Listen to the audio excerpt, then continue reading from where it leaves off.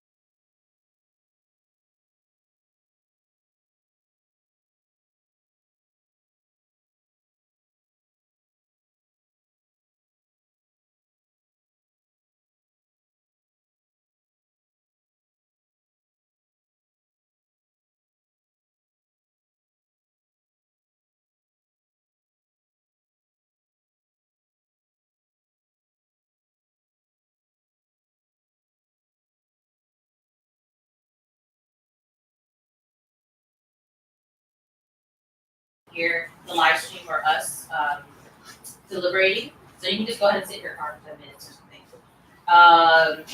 And then after the 25 minutes is 5-minute break, just a transition time for the next candidate to get ready.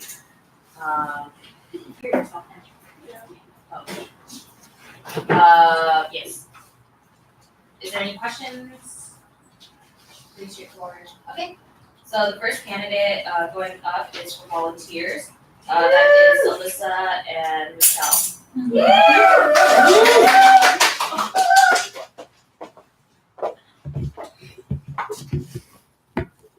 There you go.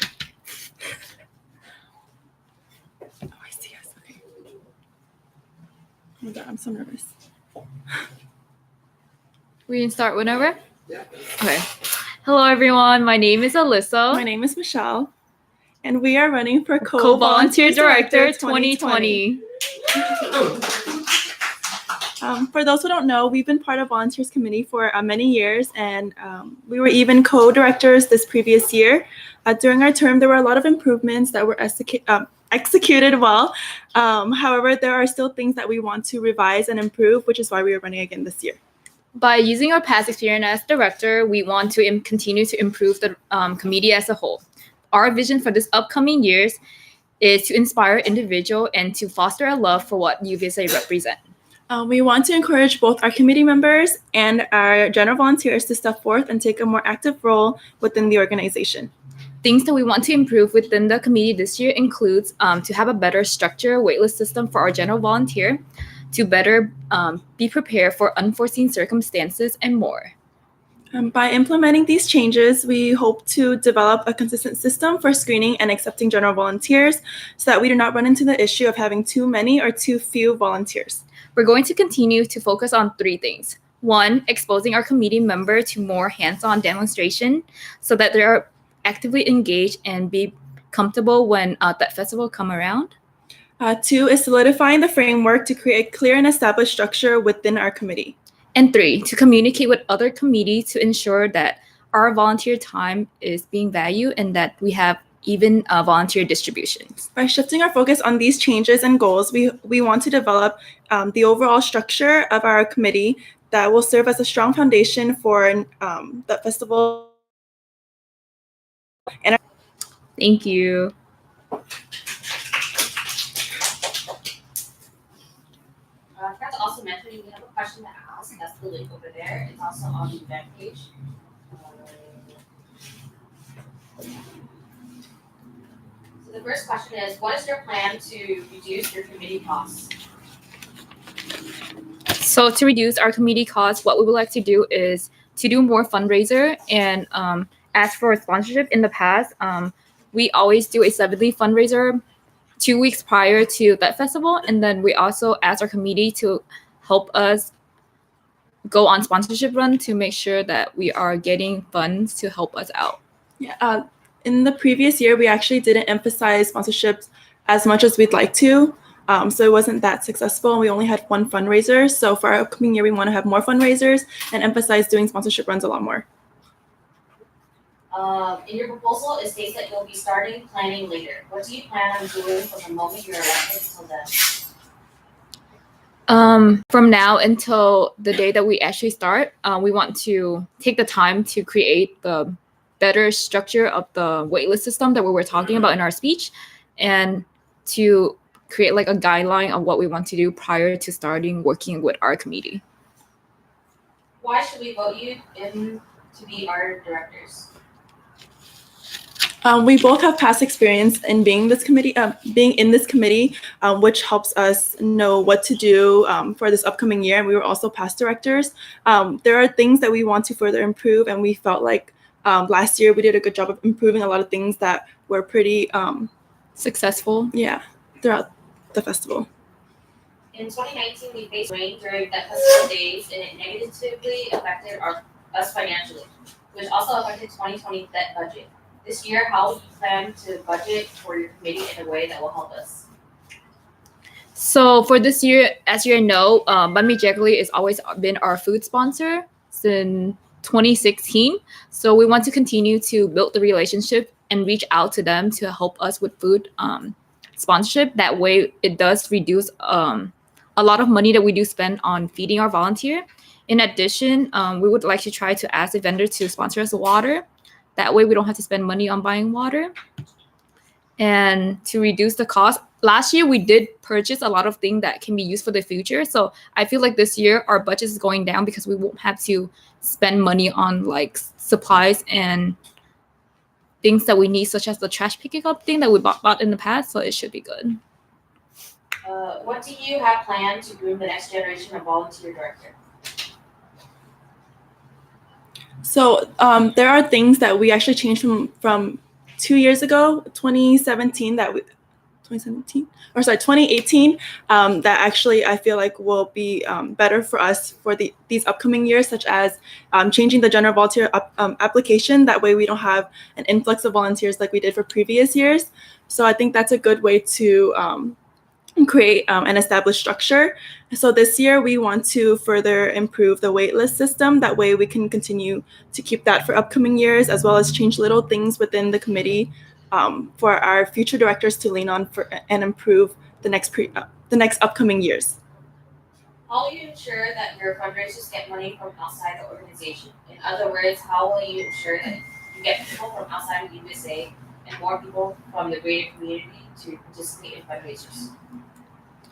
I believe to do that, we need to advertise more and then plan in advance when the fundraiser is going to be, so that it gives us the time to be able to advertise to families, to friends, to people that would like to support us and the community, so that we will be able to get more money from like outsider instead of just relying on people within UVSA. How do you plan on creating a consistent application system for future years?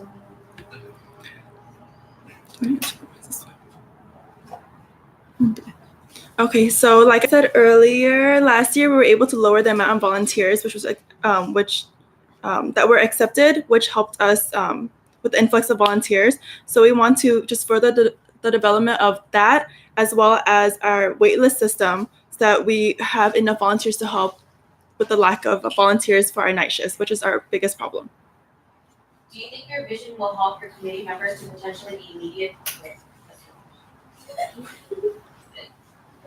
In your opinion, what makes a great leader? In our opinion, what makes a great leader is someone that's there not to tell people what to do, but work with them to show them what to do, and then to make sure that you're inspiring them to wanting to step up and take over the position in the future. And that's exactly what we want to do. That's the reason why we want to come back, so that for the upcoming year after we get elected, hopefully, there will be someone that are willing to step up from our committee who has experience. How effective was your meeting setup in 2019 and how would you change it for 2026?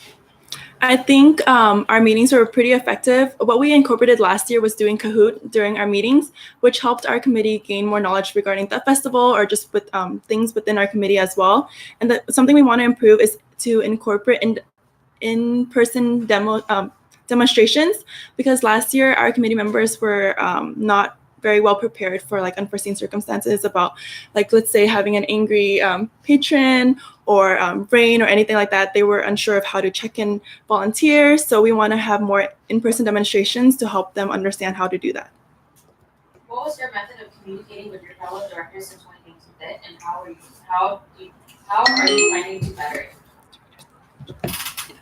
So how we communicate last year was we used work chat to individually talk to each of the director, and then last year and every year we have to talk to the director to make sure that we have an even volunteer distribution. So how we did it is that we would message them individually after they fill out the app that we had, and then we continue to update them with our volunteer numbers and to make sure that it works on our part and their part as well. And that way we were able to have enough volunteer for the director the weekend of that festival. Among other duties, being a director means you have to take care of your committee members. There will be times when pressure is high and everyone is stressed out.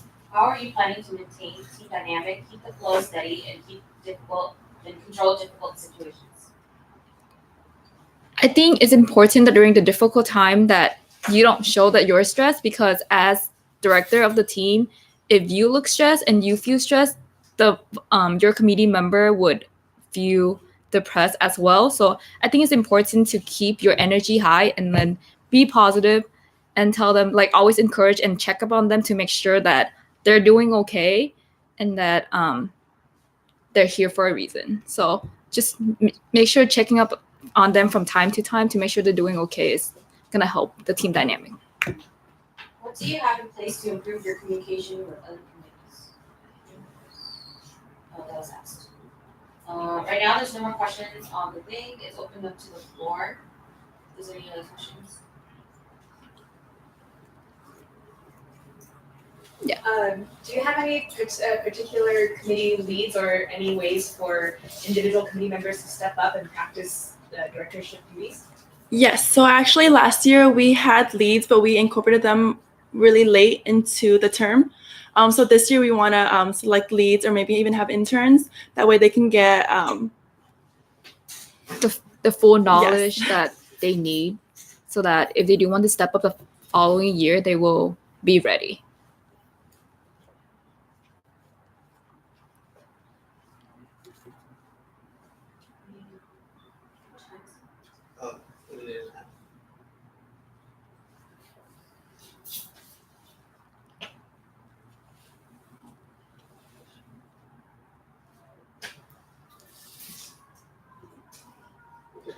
Let me just go ahead and go into deliberation.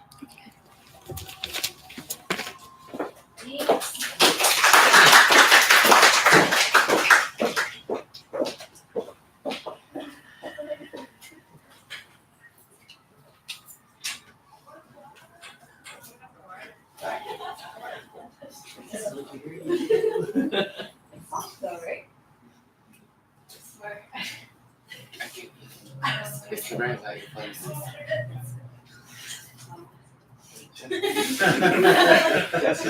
Not in here though. Okay, are we okay to start? Jennifer, if you can hear us, come back so we know they're outside. Baby, come back! read that one.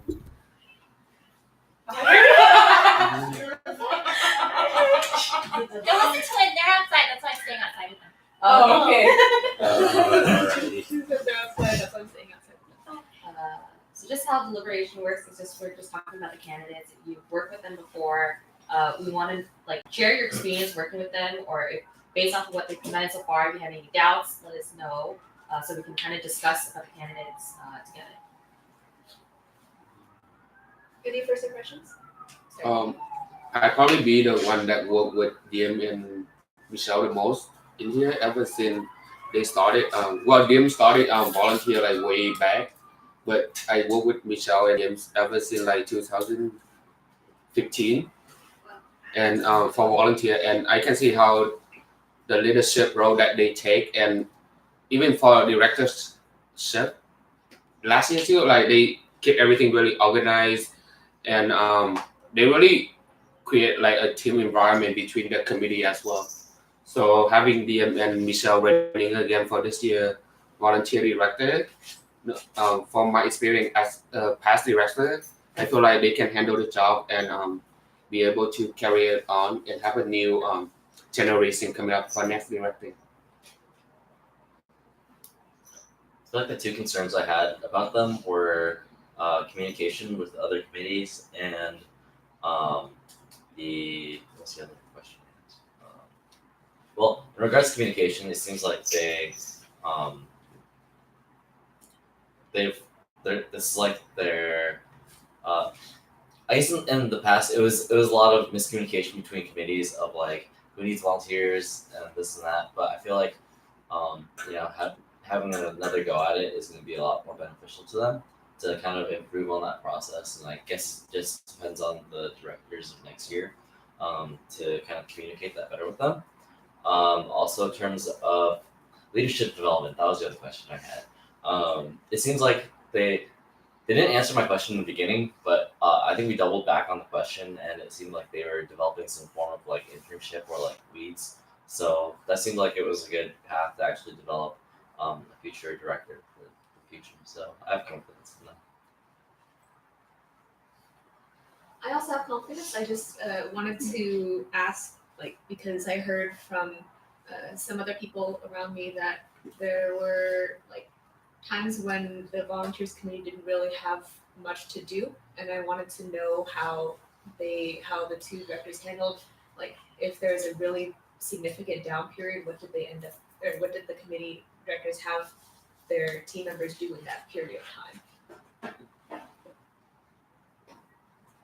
Speaking as someone on the committee last year, I feel like a lot of times it looked like we had a lot of downtime because a lot of our work is checking in, checking out, and we always have to make sure that somebody was in the front.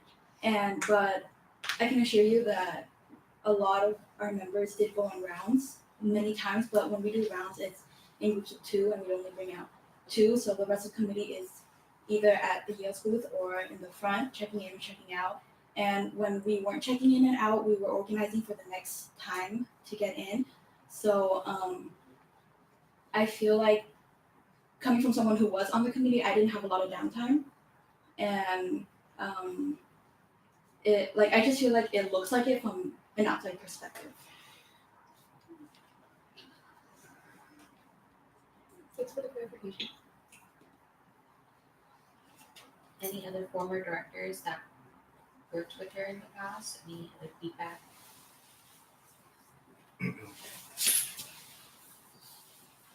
I worked with them for the first time last year, which was technically this year. It's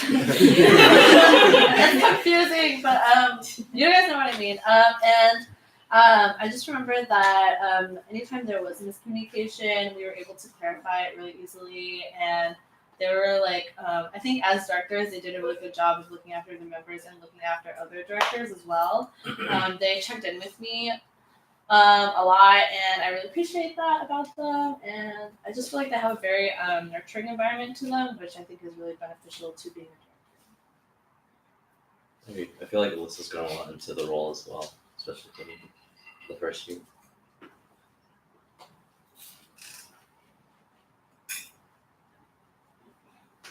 Any other questions, comments, concerns? Just 5 minutes. It's like 5 minutes. We don't have to take the whole time. Does anyone have true concerns that they actually want to get out? Well, the only concern I have is that it's not about them, but about the future of the committee. Is like, cause Diem and Michelle been doing this for so long. Yeah. I wonder if this year they don't stop it, like making sure that anybody like willing to step up directorships, Yeah. like like to step up to be a director for next year. Yeah.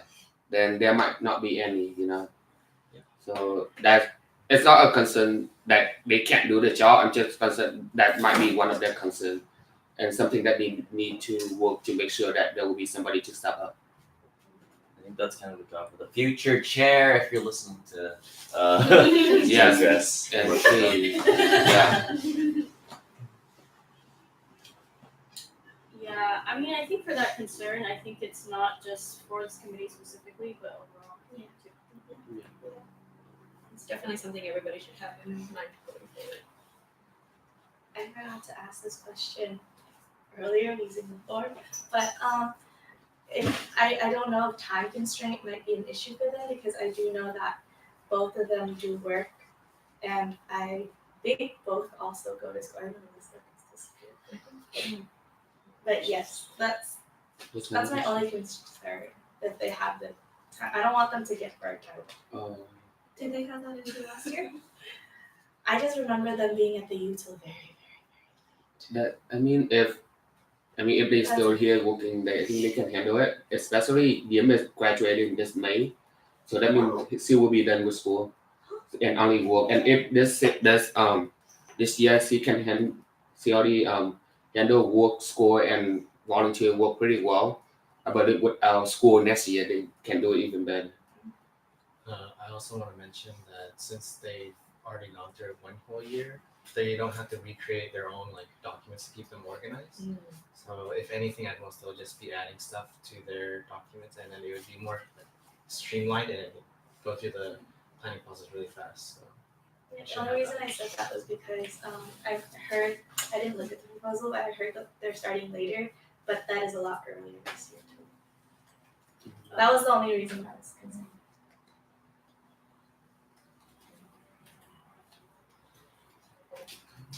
Yeah, I think they'll do good. Yeah, for sure. I don't have any major doubts. I didn't request volunteers, so I.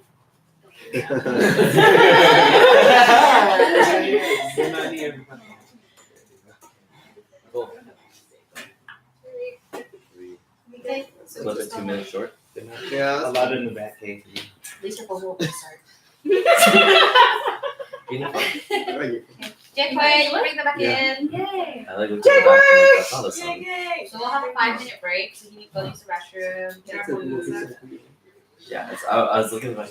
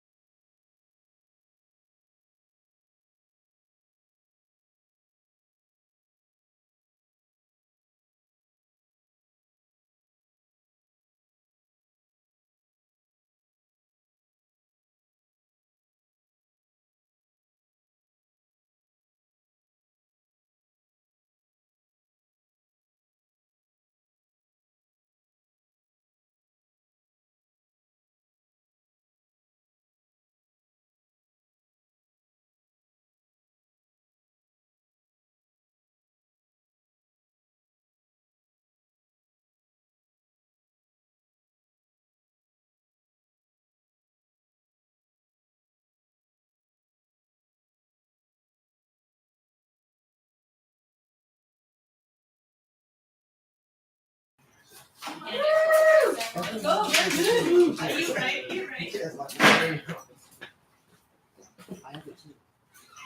Hold on.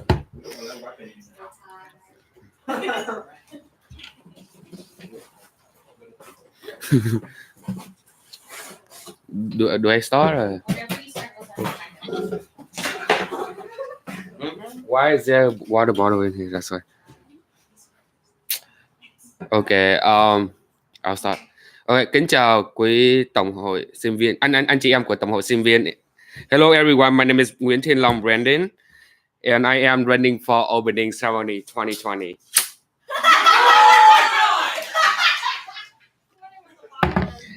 And I am committed to UCI, majoring in psychology. I have been involved with UVSA for the past 8 years. I worked Rosa Publicity 2014, Hospitality 2015, and Volunteer 2017, and Volunteer Director 2018. And I was also Opening Ceremony 2019. Yes. I want to take this opportunity to step up and fix what I did from the previous year for opening ceremony. Coming into this committee last year, didn't know what to expect. I used last year as a test run for myself to know what's going on. And I want to come back this year in order to create a stronger foundation for the next generation and to have a big opening ceremony. With my fluency in Vietnamese, my goal as opening ceremony director is to make sure all the elected officials and community leaders have the idea of what's going on that day. And knowing that a lot of community leaders don't speak Vietnamese, I want to be the liaison between UVSA and community leaders, between just that festival work in general, and especially the things that happen for Lễ Rước Kiệu Tổ, which is the ancestral ceremony between UVSA and community. I want, and yeah, that's about it. Thank you, guys.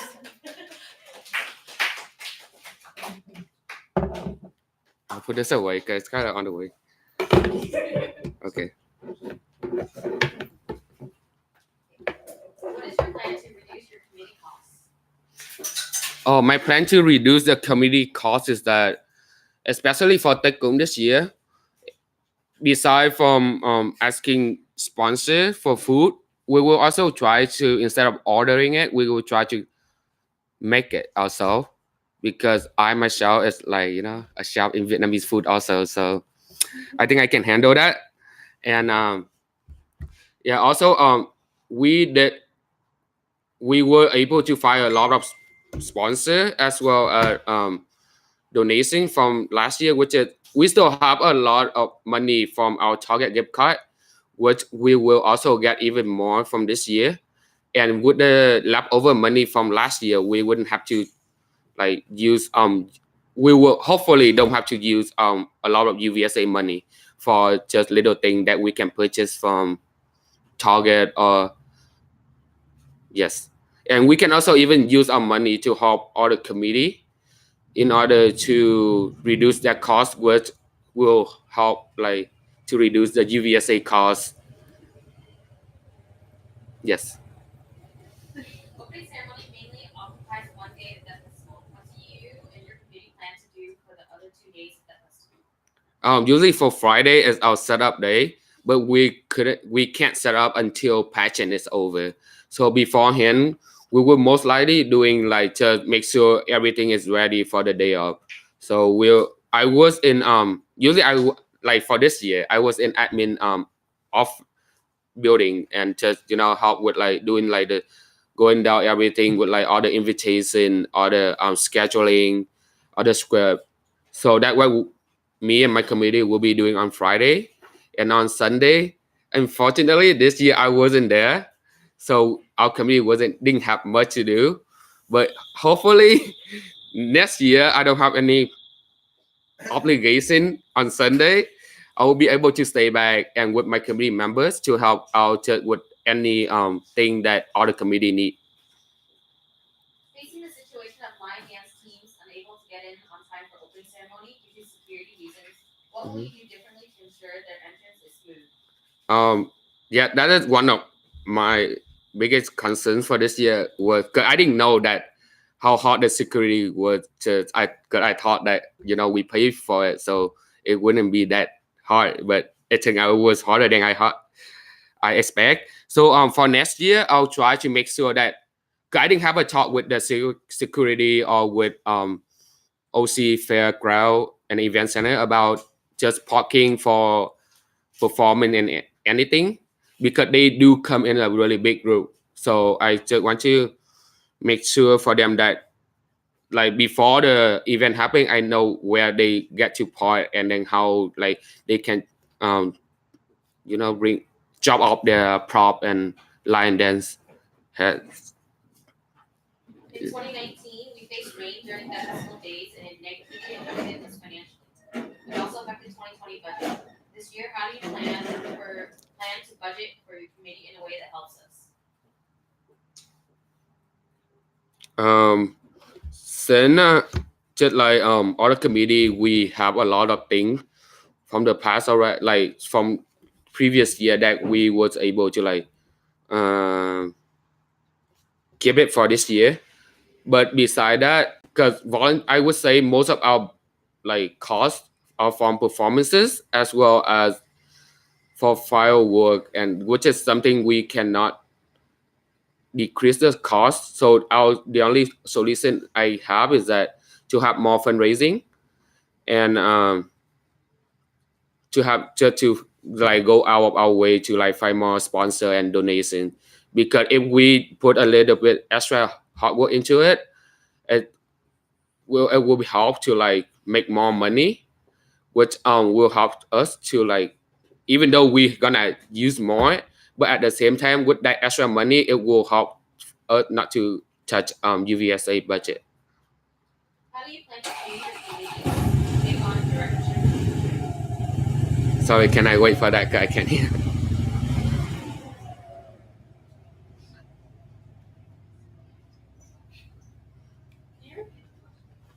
How do you plan to train your committee to take on directorship in the future?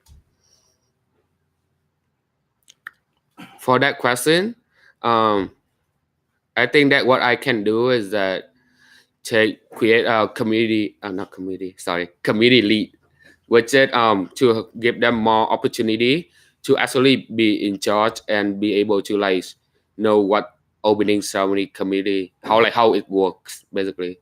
Because one of my downside this year is that I did most of the job because I couldn't I don't know what to expect, so I don't want to give it upon anybody and let them in charge, and even myself knowing nothing about it. So for this year at least, what I did was I interrupt everything. So, but for next year, which to help like create a stronger foundation and to have a new generation for opening ceremony, I will try to make it more opening ceremony committee staff to be in charge of the committee rather than just myself. How will you balance going to work, starting school at UCI, and being director? That's a good question right there. What I'm gonna do is that because opening ceremony now, at least for now, I already know what happened and what to expect. Cause I work in Irvine and also go to school in Irvine, so I'll try to schedule my school work and my work at the same time or the same day. And usually at night, will do opening ceremony stuff, and I will try to plan ahead of time so it doesn't like everything at the end last minute and then try to like scramble everything into one. So I'll try to plan ahead of time so it will be able to I can like handle it. Yeah. What is your plan to keep your committee materials clean and organized? Was it unorganized this year or? What is, I guess, at the office? Oh, at the office. We have the box, so just for this year, like at least after everything done, I'll be here on like the Monday, because I wasn't here on Monday this year, but I'll be here like make sure everything put back in on the shelf and because we don't have a lot of stuff here besides our the ancestral thing, which is from my grandpa, so I have to return it to him. So there wouldn't be any trash or unorganized stuff here. How do you feel about your committee size, and will you be increasing or decreasing? Committee side, I say that I will be I feel like this year we have like 8 people, which I think is a good number. 'Cause I don't want to have too much, and I also don't want to have too little, because having too little is making everybody to like work extra hard, but having too much will make everybody to start lazy and to rely on other people. They will be like, oh, why do I have to do it when the other 10 don't have to do it? So I want to make sure that a committee at a good size, that everybody can contribute in their time and effort. In your proposal, it states that you'll be starting planning later. What do you plan on doing from the moment you are elected until then? From now until then, I will doing my schoolwork now, so later on I don't have to like scramble schoolwork and opening ceremony. So like to like how I answered the previous question about like how can I handle schoolwork and like work and opening ceremony at the same time. If I can start early from on one of the 3, that means later on I will have more time for opening ceremony. In your opinion, what makes a great leader?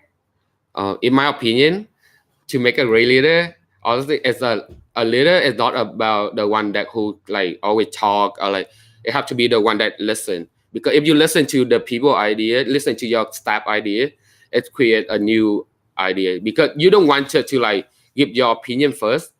Because if you give your opinion, your staff not gonna give their opinion, because they feel like, oh, he's a director, he should know better. Like his opinion probably the best for the team. So I always want to be the listener.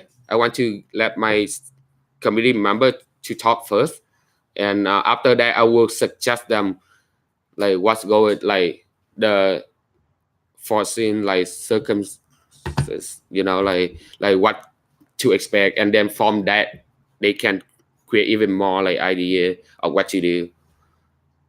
Why should we vote you in to be our director? Is it? Yes.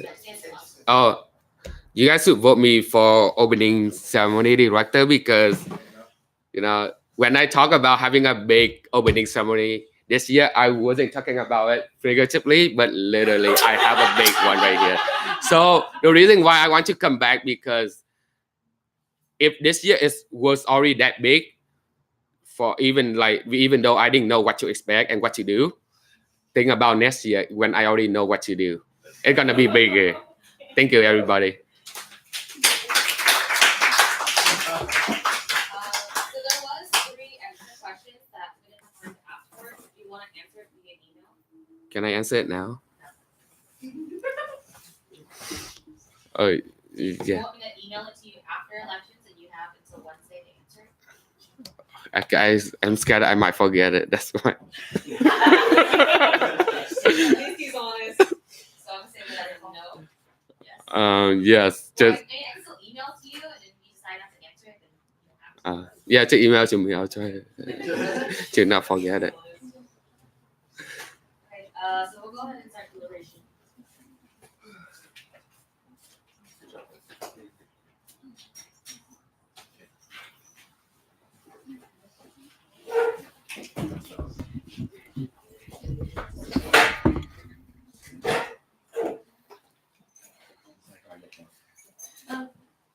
I'm so sorry.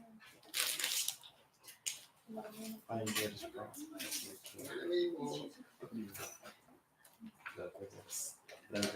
Scissors. Are we good, Jaquay? Can you G-chat this? Give us a sign. Okay, he's out. Anybody who's worked with him before, if you have any experience with him that you'd like to share.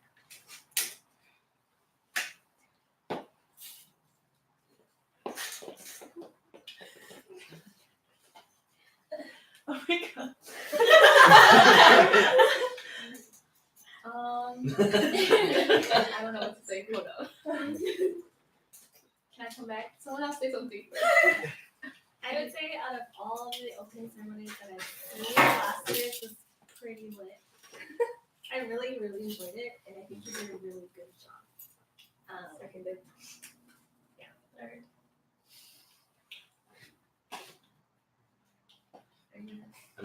I feel like I'm a little worried that like his comfort in the position is gonna lead him to think, oh, I got this, and then he'll handle it later, but then it won't be handled. Yeah, because wasn't his community proposal like kind of last minute also? Yes. That would be, that would be my only concern. To branch off of what Paul said, one concern I have with Brandon is that it, at least to me, it doesn't appear that he handles stress very well. He tends to let it ride his emotions, and yeah, that could be because it's very stressful to deal with dignitaries and community leaders.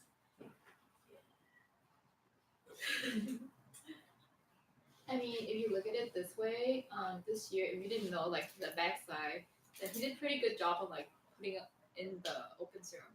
If you don't know, like, what happened behind the scenes. So I think, despite him not handle stress the day of, he did get things done this year. But hopefully next year, if he get elected, that he has to start earlier and like be more prepared, like and plan way more in advance than how he did this year. Because I feel like it was kind of last minute. So I think if he planned more in advance, it'll be more smoothly.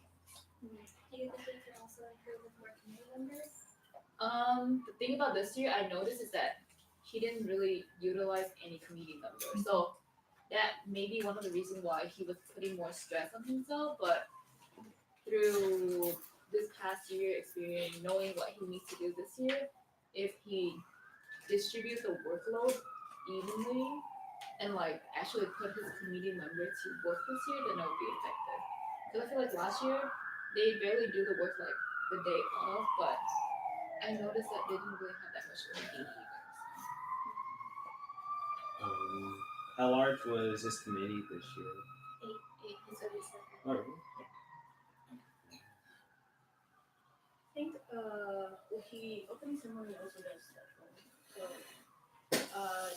that event I think went pretty smoothly. There weren't for the directors and everyone who was I guess in attendance, it went pretty smoothly. I don't know exactly what happened in the background, but yeah.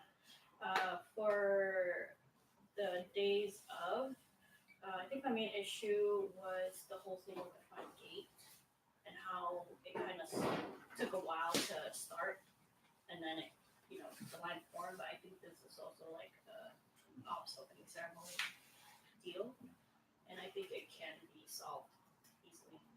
So, yeah.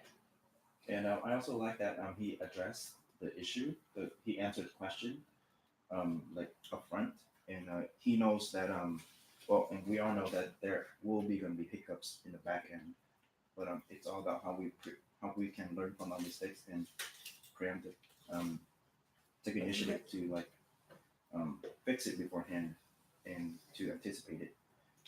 So I like that he has a plan to how to fix it for next year, and I think it's also whoever it is, upcoming chair's job to like guide him and make sure that he doesn't make the same mistake.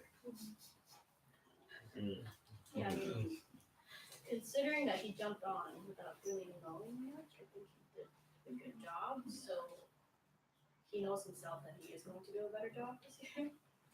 So.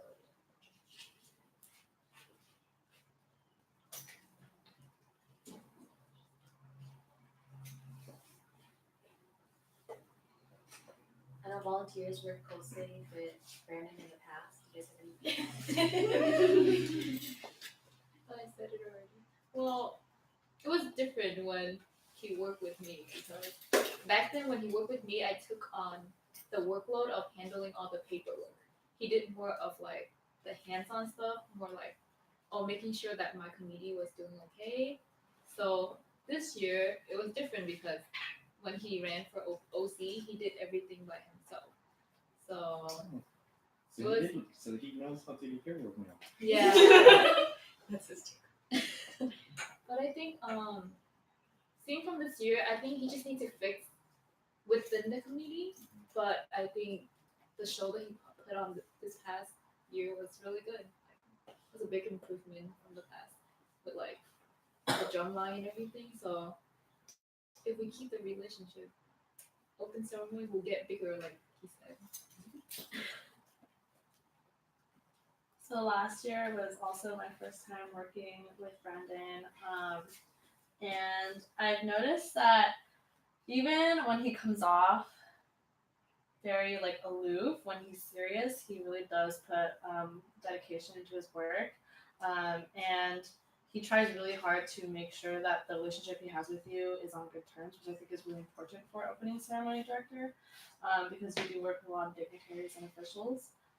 So I think he's well suited for this role.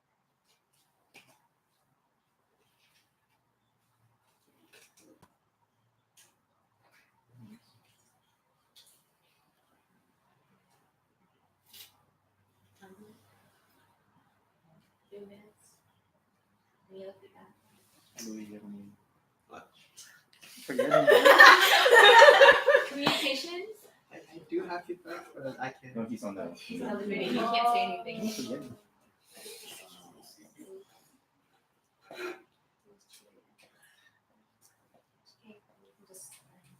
Okay.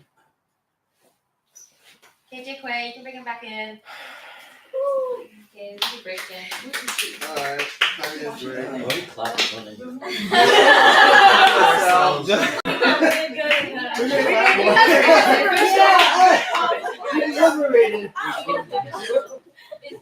Wait.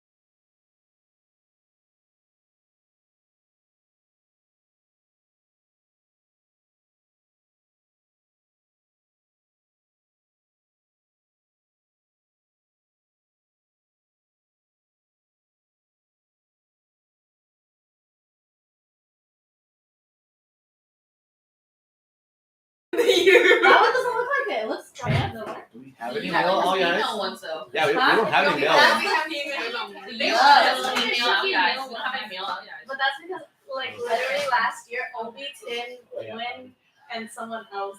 They all wore the same. They all had the same out yet. Oh, Well, I just thought it was they were same all color. borrowed. Okay. The same Um, outfit.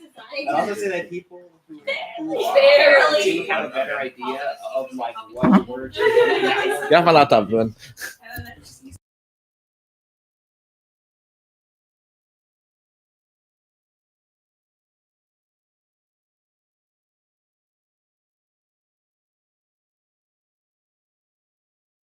Yes, we have our candidates.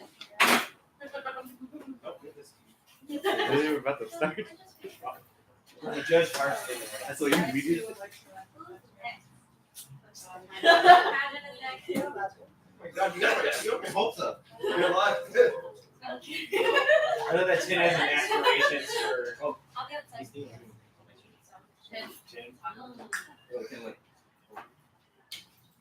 Tin is the embodiment. Tin is the. I know can our barely architect, put it so in. Yeah. Oh, and Bobby's going to. Bobby also. Next we have pageant candidate.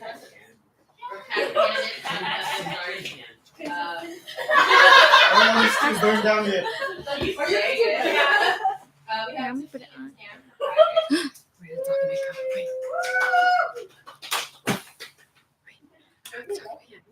Wait. You can read over mine. No. Oh, this is- okay. You want to start first? Yes. Whenever? Okay. Hello, my name is Tiffany Tran. I was a contestant for the pageant in 2017, and I was granted the title of Second Princess. And then I also came back in 2019 as part of staff as social media manager. Ever since joining and learning more about the community, I've grown closer to my culture, and I've cultivated a deeper sense of appreciation for what the Vietnamese American community embodies. To hope and partake continuing the vision passed down from our predecessors, I'm here today running as co-director of MBSE 2020 with Tan Lee. Hi everyone, my name is Tam Lee Nguyen. I was a contestant in Miss Vietnam of Southern California 2017, receiving the title of Miss Congeniality. UVSA has been an organization that has always kept me in awe. So to be involved, learn, and grow under MBSC was something very valuable to me, which is why in 2019, I returned as a pageant mom and now standing here to run as co-directors with Tiffany. Tam and I believe that with our past experiences as contestants and staff members, we can continue to create elevated and unique experiences through education, guidance, and empowerment. We have witnessed how much MVSC has impacted several young women's lives, and the knowledge and kinship gained from such experiences has allowed us to be closer to our Vietnamese community. We hope that with our past experiences, strong work ethics, and goals, we can continue the success of MVSC next year together as co-directors. Tiffany and I have prepared the pageant proposal through many meetups, and we were fortunate enough to have past directors give us advice as well. Our proposal consists of all the details we have for the year 2020, but our overall goal we'd like to share with 20 be more involved in UVSA community service activities from what we are notified of, and especially have the girls involved in marketing. 3, we will utilize social media to our advantage to gather more interest and interaction from contestants and audience. Our pageant's timeline will start earlier this year, with practice beginning in August. If you have any further questions for us, please ask away. We'd love to fill you in with more of our details, and thank you for your time. Okay, the first question is, what is your plan to reduce your committee costs? So to reduce our community costs, we are hoping to branch out into more of our community and utilizing the connections that us and our staff members have to gain more sponsorships. And also in the future, we hope to have a couple of fundraisers. That way we can decrease our costs. What is your plan to have pageant contestants more involved in UVSA and the community outside of the events that we inform you? Okay, so Tiff and I have discussed about us wanting to establish a website that we can actually connect the people directly to the top 20 staff, top 20 contestants. And we were thinking of basically letting them see through the journey of each individual, not just on the pageant night, but throughout pageant. What is your plan to help improve the chaos of the backstage? I think from what we've experienced from the past pageant, it was really great that we had different members. We had different committees under our pageant team, and we had, I believe, 4 pageant moms, and we also had choreographer, manager, graphic designer. So all of us, aside from the given roles we received and performed, we also all helped out on the night of, and we were delegated tasks pretty efficiently by our predecessors. So I think that was a really great system, and we will continue to have that system for our term. Yeah. To add on to that, like communication was very like a key value for us because we had our group chat going throughout pageant night. During the backstage, everybody was actively involved in that. Why did you guys decide to run together versus running solo? Well, this is our first year, and running together gives us a little bit more of motivation. Ever since our pageant year, what we gained out of that was more than just friendship. It was like a sisterhood bond. We've connected so well that I think we work really well with each other, and that proved it from the previous year when we were working under the same team. How do you both balance your everyday life and commitment to pageant and other festival commitments? This is our first official type of volunteer experience aside from our participation in the previous years. So most of our concentration will go towards this pageant, but that's not to say that we're not going to communicate with other community leaders and any other members in UVSA. Like, we would love to branch out more and get to know everybody. Because we're new, we don't know everyone. We would love to have your guidance and get to know all of you. And we're pretty good at planning like ahead, so we're hoping to stick by with that. Mm-hmm. What do you think is the most difficult aspect of being pageant director? I think it's management of all the committees that run under the directors. I think communication, trying to lead with good example. I know that this past year, our pageant directors, they were nothing but good to us. And I think it's because of their leadership qualities. And we've learned from those leadership qualities. And we believe that whatever happens from the top, it trickles down to the bottom. And leaders, they help serve even the smallest of roles, and they have helped teach us that. There were some issues where some staff felt that pageant contestants were rude or disrespectful at events. What do you plan on doing to promote and educate good etiquette to others in the community and UVSA? Personalities have always been very hard to read, especially during interviews or when we're selecting our contestants.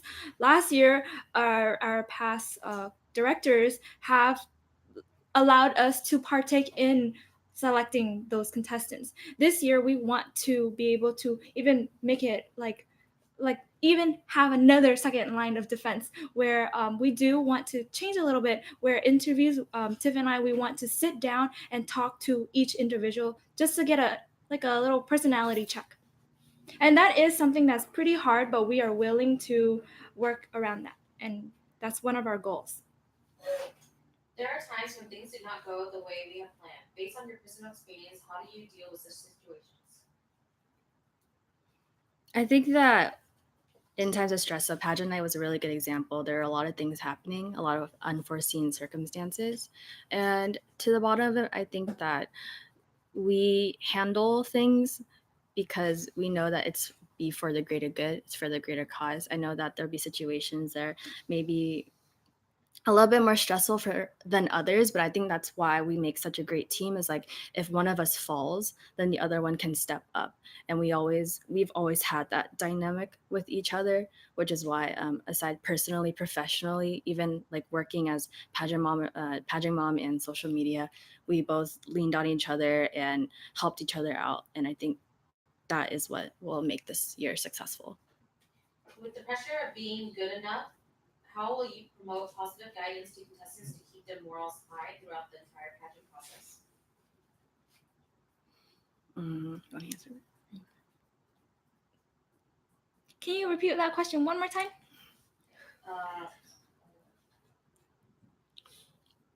With the pressure of being good enough, how will you provide positive guidance to contestants to keep their morals high throughout the entire pageant process? So one of our goals, this relates to one of our goals, and this year we're leaning more towards self-growth and basically motivating the individuals of each contestant. We want to make sure that everybody in staff is keeping the girls in check, making sure that we boost up their morality and basically their individualism. What other leadership positions in any organizations have you held? We've both been involved in religious organizations. Tam has been involved with her temple, and I've been involved with my church. So we both had experiences for a really long time as youth scout leaders. So we have had experience managing even really young kids to even older young adult leaders. And having that exposure allows us to be exposed to different members of the community, how personalities are, if there are any differences, and how to take more diplomatic and pragmatic approaches. How do you plan to change your committee to take on directorship in the future? Having our community be more involved, just like how Jasmine and Quay were always so open to what they were doing for us, allowing them to partake in any activity that we are doing, just giving it as an open invitation to all of our staff. You're actually living examples of what your question is. Yeah. So they have provided a lot of opportunities for us to just to grow and to see what it's like to be as directors, all the exposures, all the events that we've had a hand in it. And in turn, that helps us kind of take opportunity to be candidates for this role. When you mentioned personality checks, what will you be looking for specifically? I think it's for, we've had a conversation about this. It can be a touchy, delicate matter because there's always going to be personality differences and motives. And no matter what it is, we want to ensure that whoever we decide to be part of the pageant, that they are people who not only represent the community well, but they represent the good people who we're willing to, mentor and to help transform it because the experience under MVSC is very special. And we want to make sure that whoever comes out of it becomes not only a better person, but also be like a contributing member to society.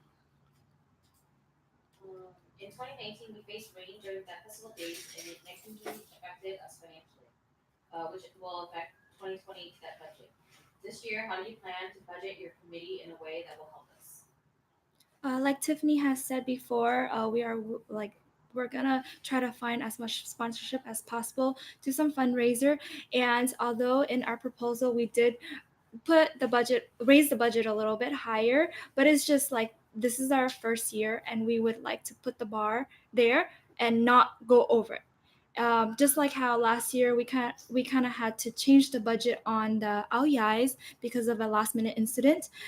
This year we want to avoid that completely. We don't want to be scrambling on any aspects.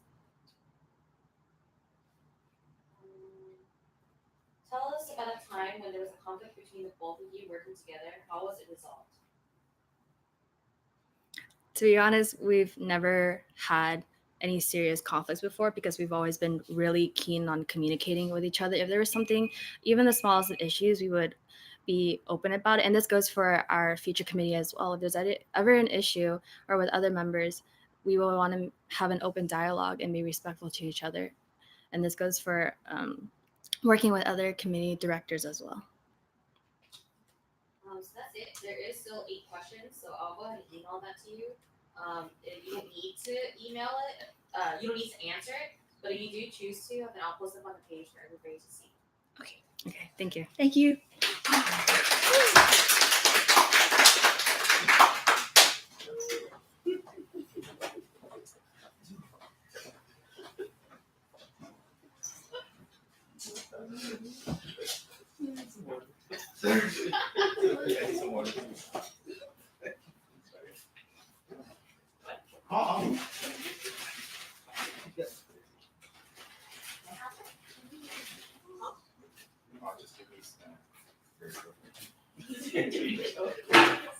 We're good. Alright. So Traffic signs real quick. these are what they're good. First impressions. Anybody? I've honestly never worked with them myself, so I have like no impression. I think she means based off. Right, yeah. Oh my god! I'm stupid. I did notice that sometimes the question when you actually answer, which kind of bothers me, but I think it helps with ignorance. They do sound like they're very passionate. Which I think is really. Was there a question that you wanted to answer? I wrote it down, but I don't remember what question it was. So let me know, or yeah. It was like the question about how they wanted to balance, how they're gonna balance like their lives with that festival, and she was saying that she was gonna communicate and get to know other directors. And I was like, okay. Yeah, add that.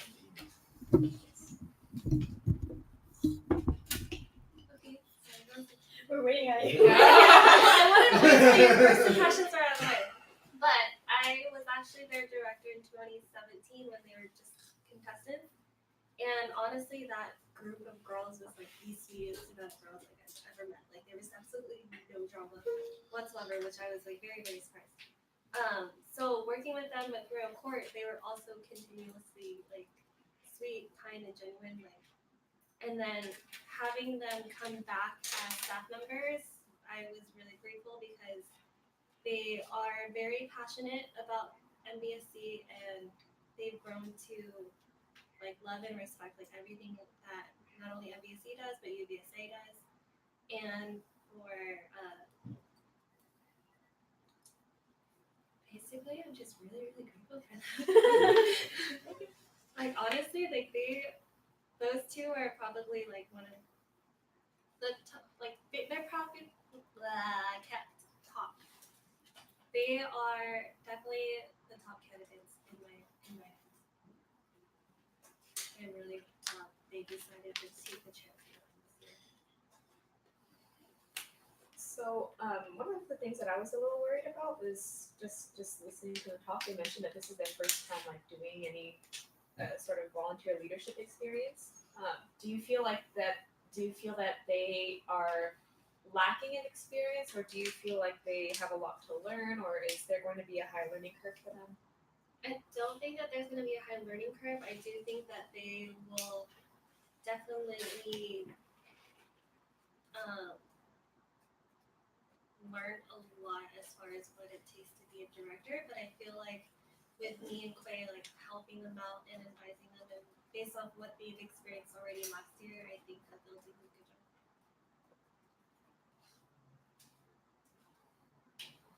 I also feel like with them being pageant moms this past year, that helped them step up into like the leadership role that they needed. So even though they said that they, it's like their first time stepping up into a leadership role in like a volunteer organization, I still feel like by them taking on Pageant Mom last year, that was basically already like them being trained in groups to take on the role. Would you know if they've had a chance to meet any of the other alumni or advisors that seem to work with Pageant? Like Victor? Yes. Yes. I didn't want to name names. I just wanted to clarify. Like, yes, they have experienced everything that I've gone through with Victor. They've experienced everything that Clay's gone through with Victor. So they have a They're good aware. idea. Okay. They have a very, very good idea. And I think their plan is to stray away from Victor's guidance. That same thing that me and Clay tried to do and take on more stuff on our own. That's why we implemented different teams. Yeah.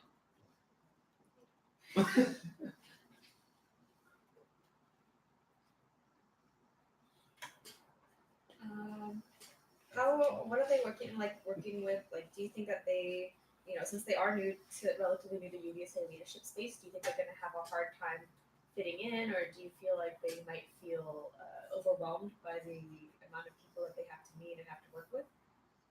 I don't think they'll have an issue fitting in. I think their personalities are very lovable. Tam was Miss Congeniality, and as you get to know her, you will see why.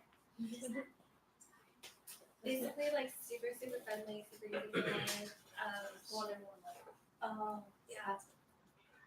But yeah, as you get to know the both of them, you'll see that they're really easy to get along with, and they're very easy to communicate with. And I don't think that will be an issue. And if they ever have an issue, I know for sure they won't stray away from communicating. I know that they answered the stress related question, but how did they do the stress last year under? I think they dealt with it pretty well. Again, it all depends with communication. I'm sure they'll know how to handle it. I don't have any doubts with that, and if they do, I know that they'll have resources to outreach them. When it comes to like personality, are they like, I wouldn't say like aggressive, but like, are they more passive or aggressive is the best way I can put it as of right now because my brain's not working. But like, because in a directorship role, if you're too passive, and like I've only met them today, so I'm like, oh, they're very sweet and they're very nice, but that may lead them into like being pushed over. I don't think that would be the case for them. I wouldn't say that they're aggressive. That's definitely not a word I would use to describe them. I think that when it comes to if something needs to be done, they'll get it done. So they're assertive. Oh, that's the word. Sorry.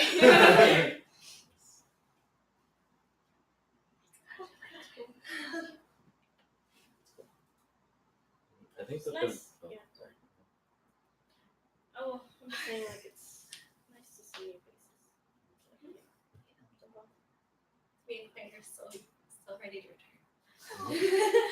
I think there might have been some concerns that working with marketing last year, that there was some miscommunication between marketing and just one of the people that was running. So I think that was clarified, right? Yeah, that was clarified. Miscommunication.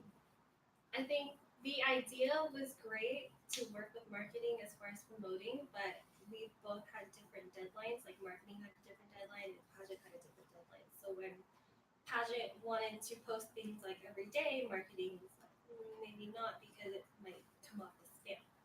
But for us, we had a lot more content versus marketing that needed to market different things for different committees. So I think if they want to try doing it again, they just need to communicate and kind of figure out like a whole grand plan of what to focus on. Maybe they have their own Instagram.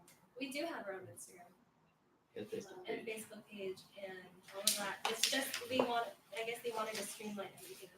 And last year it was more like a last minute kind of collaboration. That's why there were hiccups. But this year we can. Yeah. The Pageant normally have someone that can design websites because I know they said that they were thinking of having their own website. Yeah. Or is there someone that was coding? I'm not sure. To be a good question.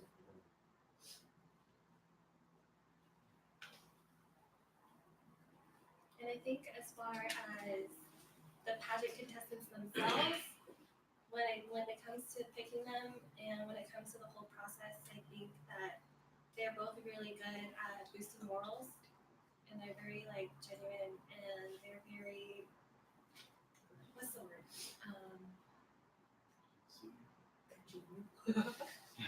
They're very personable, so I feel like the contestants would get along very well.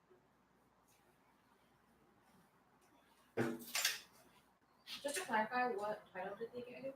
So Tiffany got second princess in 2017, and Tam got Miss Congeniality In 2017.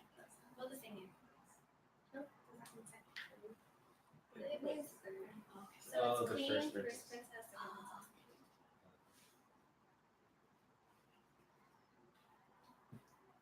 I have no doubt that they will carry on the same kind of vision that me and Clay had, where it's more of a competition against themselves and boosting their morality and more development on themselves as contestants versus a national competition. About their relationship with each other. I think they've known each other for this long, and I think they believe that they can get along very well. We should do. Okay. Thank you for the feedback. We're halfway done. Can't. Yay. Please. Wait, Can't. like, come on. You can't kill me. Oh, yeah.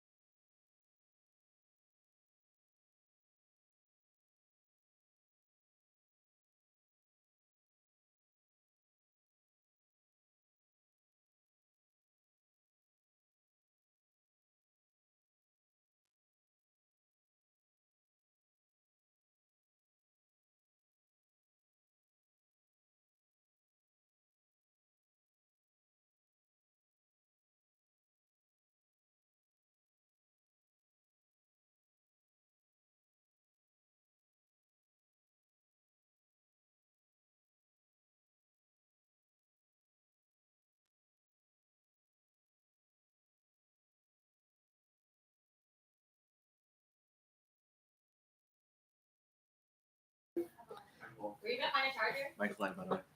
Excellent. Alex? What? Were you gonna find a charger? Who's that jersey? Okay, so next we have Jersey, who is the vendors candidate.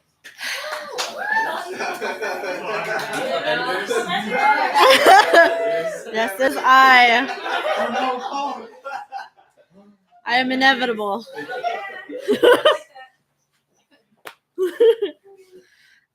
Thank you for laughing.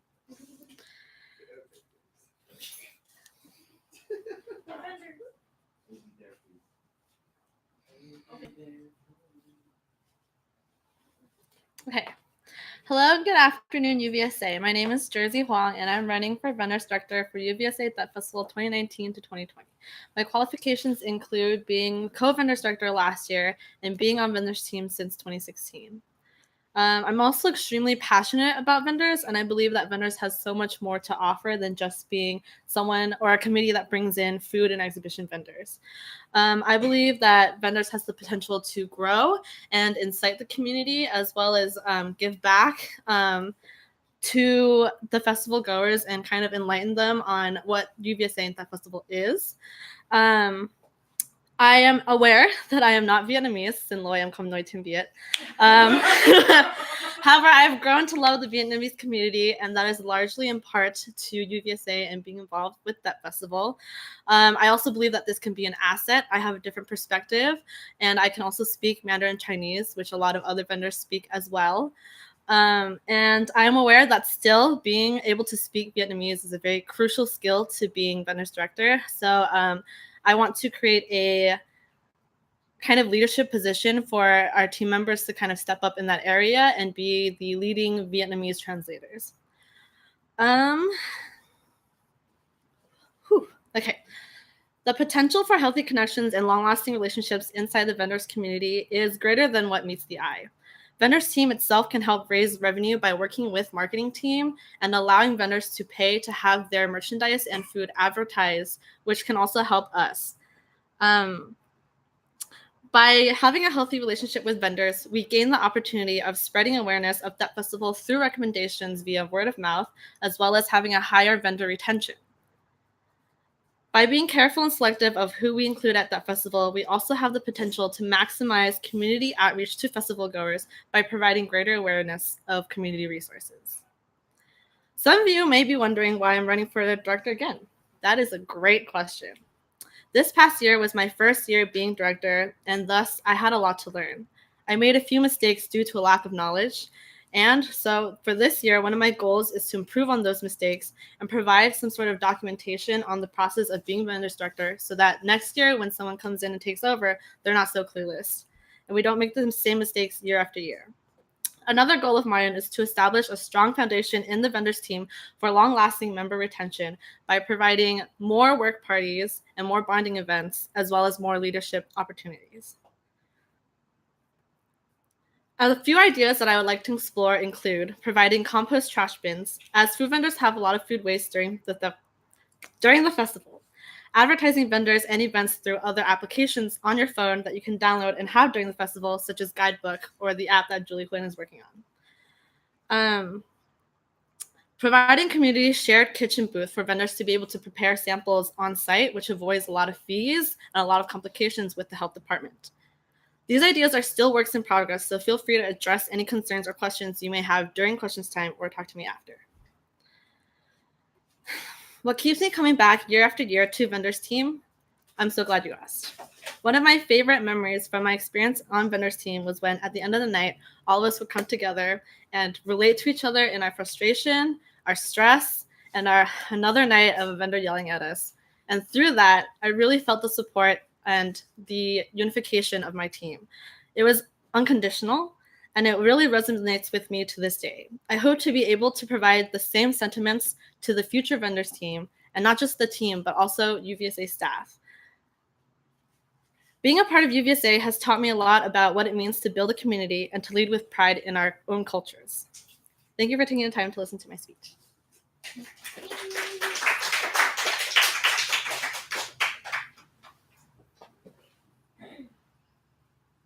This question is, when you mentioned room for growth in vendors team, can you elaborate on potential expansion of members?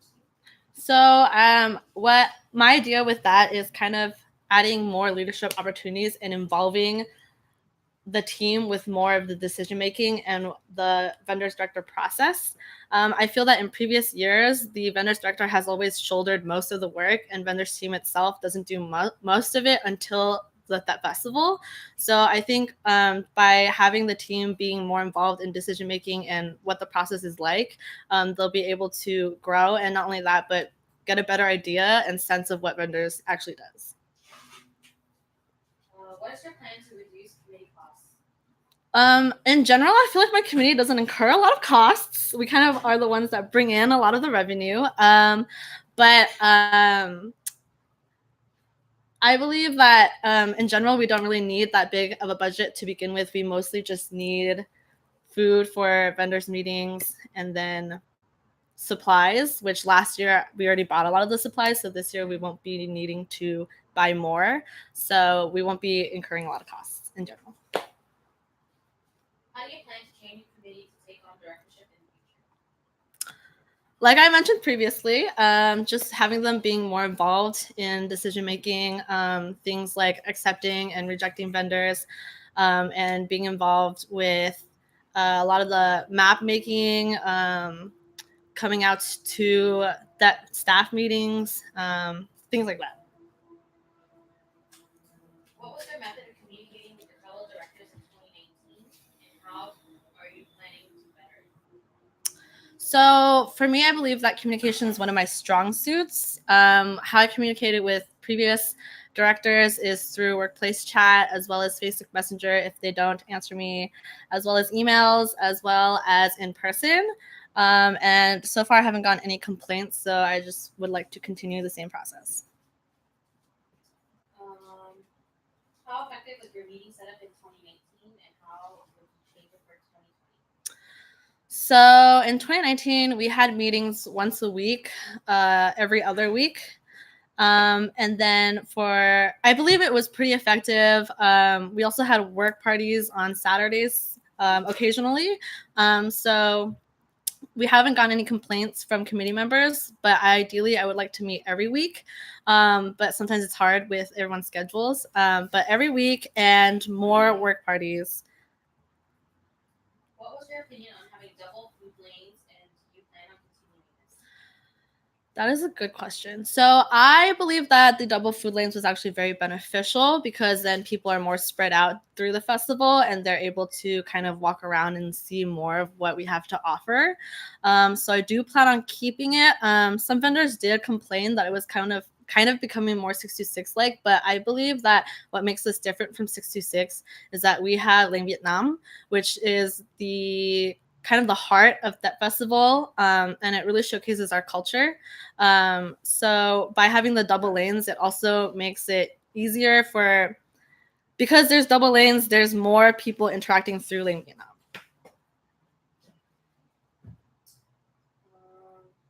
What are your thoughts on 2019 vendors meeting? Was it effective? How are you planning to change it? Oh, okay, I got you. I was like, my committee meetings? I just answered that. So the vendors meeting, I believe that there are a lot of complaints that it did run overtime. But my idea to combat that for next year, 2020, is we have two separate meetings, one for food and one for exhibitor. That way, food vendors, they're able to ask all the questions they need to ask to the health inspector, which is mainly what took the longest time. And that way, exhibition vendors aren't having their time wasted by having to be there when they don't have to be. Vendors has historically been a difficult committee to recruit for. How do you plan to get the staffing that you need? I think that's a great question. So a lot of it is marketing. Other directors have talked to me, like media and ops, and I do want to kind of implement some kind of reward system for coming back. Some kind of like pin or like limited edition sticker that basically says that this person has been in vendors for more than 1 year. And then budgeting for that would just come out of my own pocket because there's not a lot of returning members right now. So that was one of my goals. And then another goal is to have them be more involved. And hopefully by being more involved, they'll be able to see the potential that vendors has. What is your plan to keep your committee materials clean and organized at the office? We don't really have a lot of materials. We kind of just have a vendor's box that I keep everything in right now. So in the future, we'll just keep everything in that box. We also kind of have like one file in the filing cabinet, which we put all the applications in. So we shouldn't be taking up too much space. Among other duties, being a director means you have to take care of community members. There are times when pressure is high and everyone is stressed out. How are you planning to maintain team dynamics, keep the flow steady, and control difficult situations? Okay, so one flaw that I did do last year is that when I was really stressed, it really showed on my face, and I feel like it really did affect the team members that were around me. But during that festival, the actual weekend, I learned from that, and I was able to kind of keep calm and be able to lead my team. And I feel like that's really important, leading by example, and just reminding our team that even though we are stressed, we have each other as solutions and people to communicate and work with and find solutions to the problem. I'm sorry, what was the second half of the question?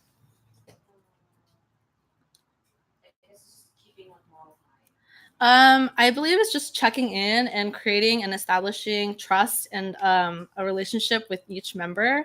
And so having those bonding events is really going to help in that area. In your opinion, what makes a great leader? I love this question. So in my opinion, the core of great leaders is passion and dedication. Passion because without it, other members won't really be able to see the potential and the growth that they can have in whatever committee you're in. Dedication is also really important because it plays off of passion. When you're passionate, you're going to be really dedicated. And then the other two that are really important, I believe, are respect and communication. If you don't have respect and communication, then your team is just going to be lacking in unity, which is really important. And so to answer your question, leadership is passion, dedication, communication, and respect.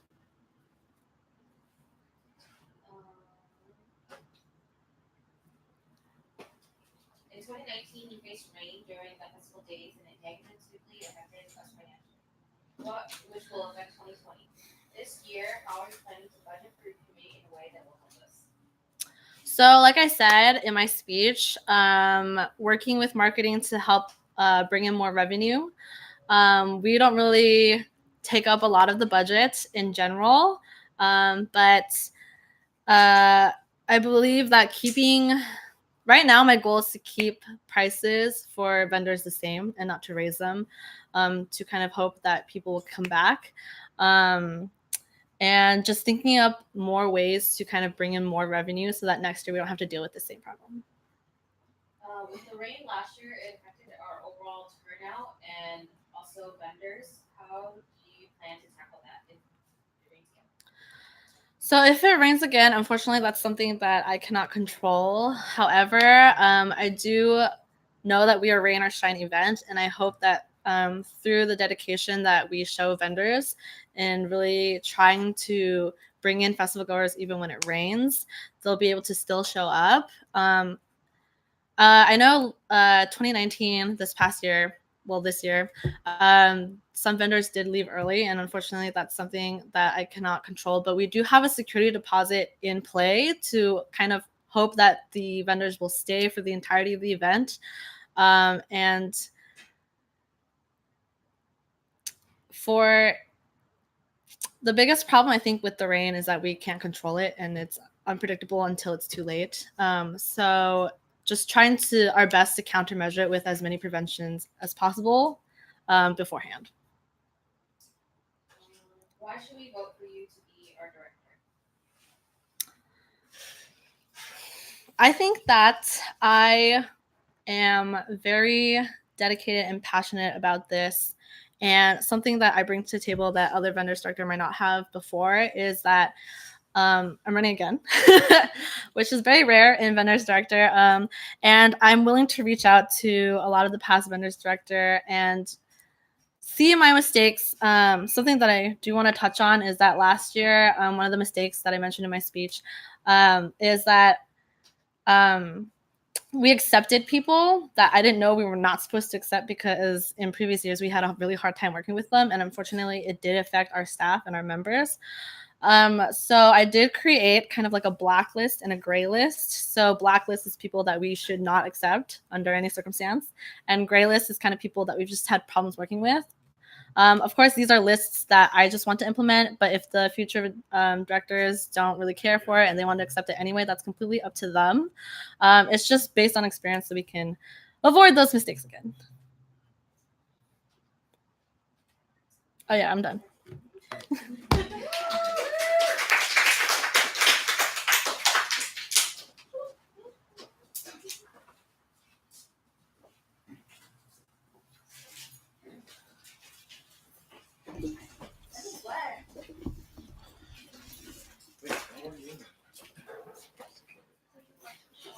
Yes. You are right. Directly.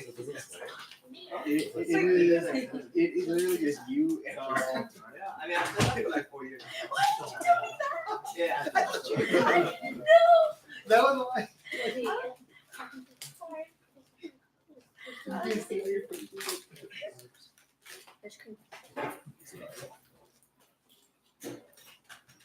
I like your earring. Help you. It's awesome. Okay.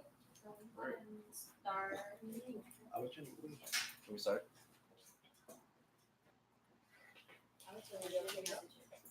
Oh, my friend messaged from Big Man.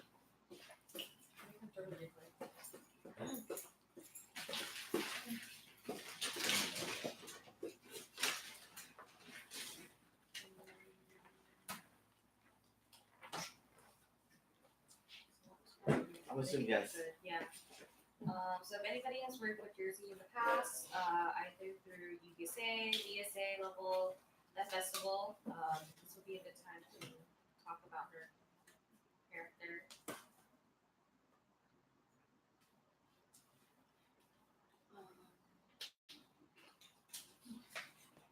Now, do you want to go? Yeah, sure. I've been friends with Jada for like 11 years now. I think seeing her grow from, oh God, middle school.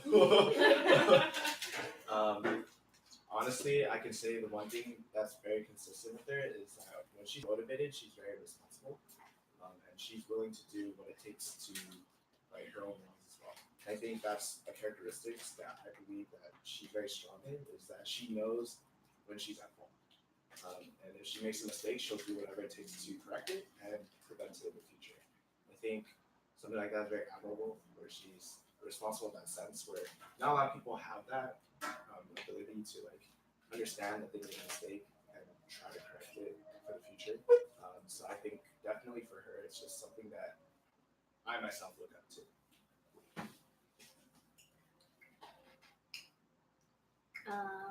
So Jersey was a part of vendors when my mom first started being a vendor at the festival, before she got into all the UVSA stuff more.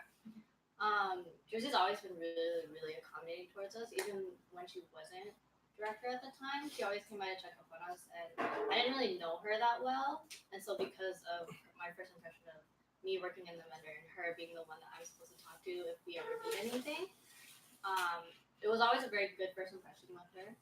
And then since then, consistently, since my mom has had she was being a vendor, she's working with other vendors or bringing other vendors in, she's always looked at Jersey as the optimal person for vendors.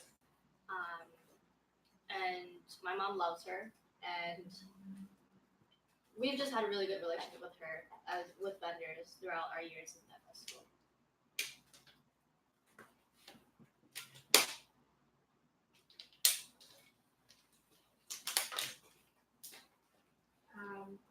I'll speak because Not that I was personally ever really truly involved with vendors, but with Arlene having been vendors for a few years and seeing the stress that she goes under, and how Jersey handled the same situations and the same responsibilities, I think Jersey handled it extremely well. She did mention being frazzled a lot of the time, but honestly, that's a very natural thing in the vendors committee, as being part of vendors, especially the first time. It's a very overwhelming experience, and just based on how well she took and how well she handled everything, I think I have no reason to believe she won't do a great job.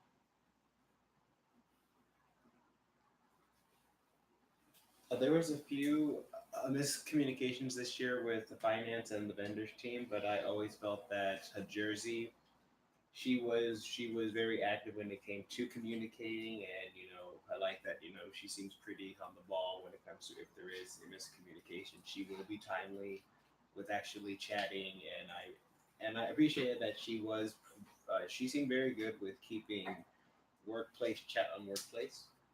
And so then I feel that there would be a good form of official communication being done with vendors.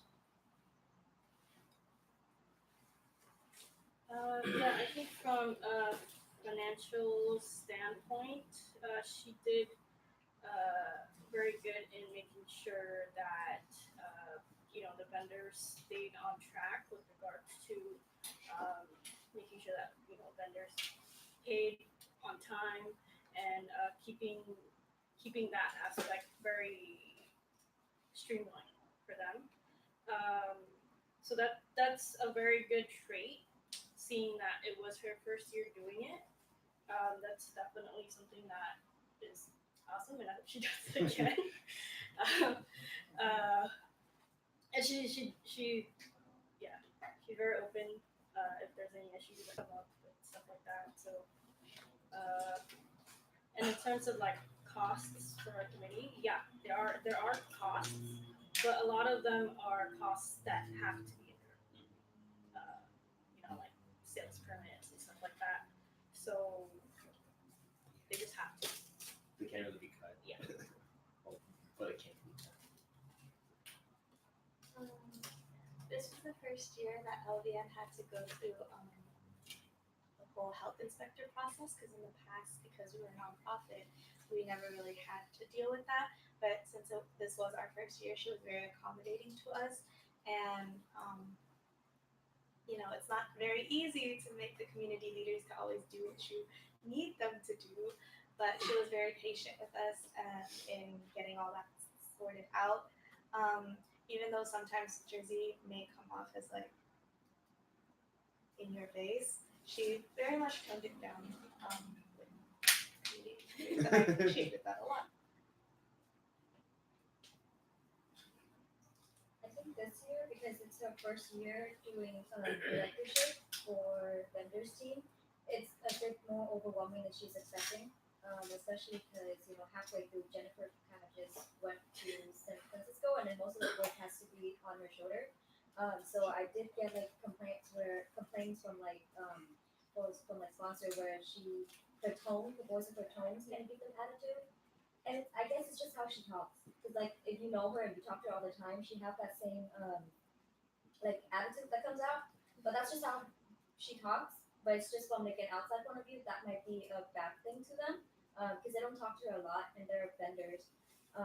But aside from that, I think I would want to work more with her this year in regards to figuring out where to make volume conscious food.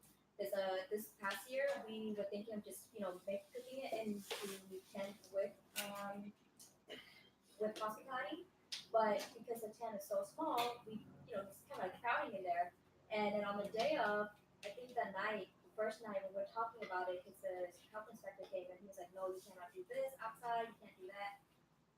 It was all of like jumble mumble kind of stuff. So I want to get all that sorted out and have someone on my team that actually go to like the health inspection meetings with vendors just to figure those things out as well. But yeah, other than that, like she's pretty nice once you talk to her, and she's very accommodating during the days of the festival.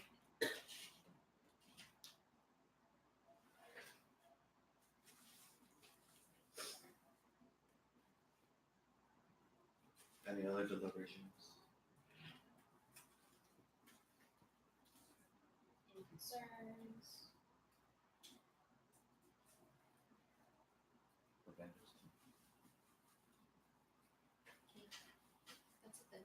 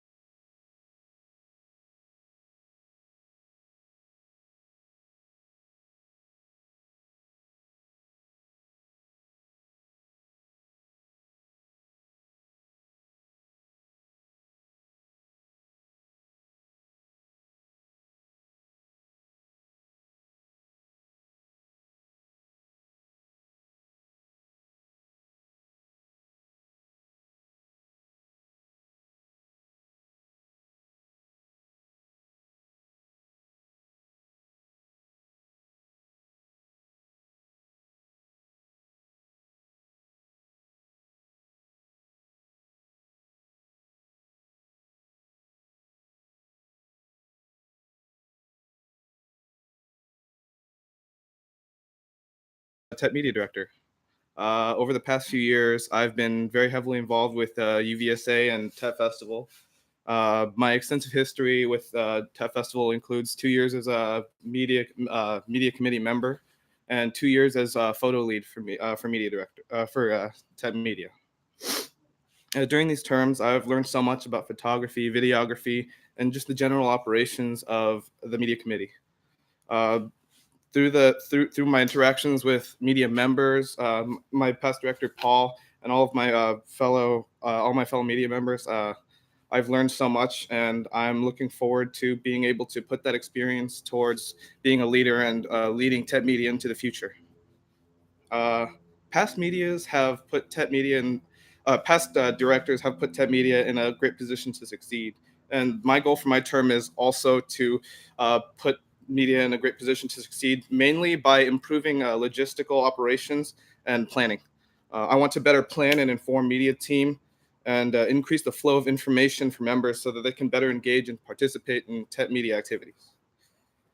In the past year of media team, we had several issues that could be solved using improved logistics and improved planning. Members didn't know where committee information was always located, despite it being pretty generally consolidated and easy to find. Members weren't always engaging in activities and participating in meetings when we wanted them to. Our day of festival operations tended to be a little disorganized, and members failed to follow up with post-festival expectations and keeping a set schedule for uploading photos. One of those, and the big issue that ties all of these together is what I believe is logistics. In Tech Media terms, logistics refers to the planning of meetings and events, distribution of information, and general workflow. What I want to do for media is to improve these logistical issues. I want to establish a more accessible and helpful system of reminders and event notifications through Facebook events, message reminders, and a public Google Calendar for Tech Media. I want to also better plan media events and present expectations and what we're going to be doing during these media events.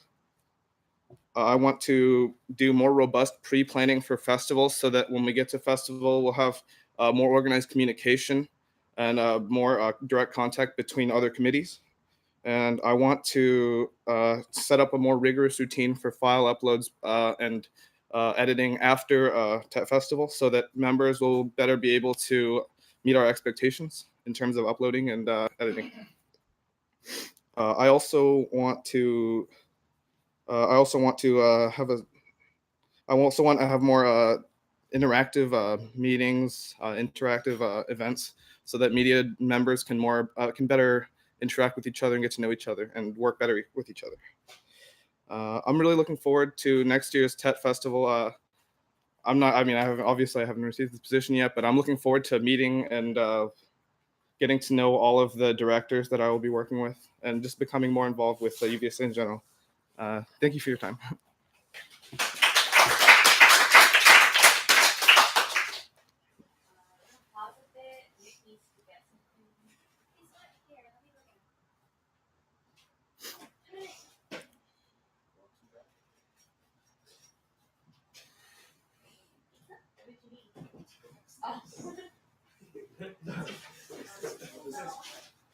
Oh no!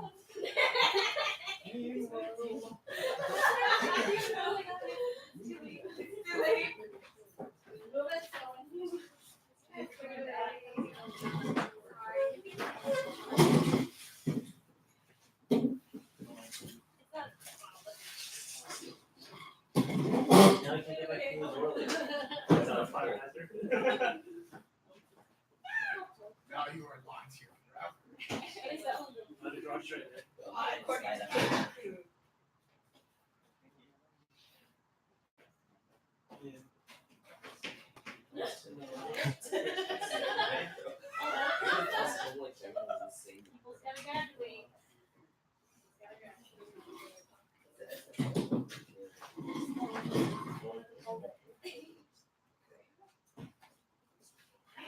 Okay, sorry.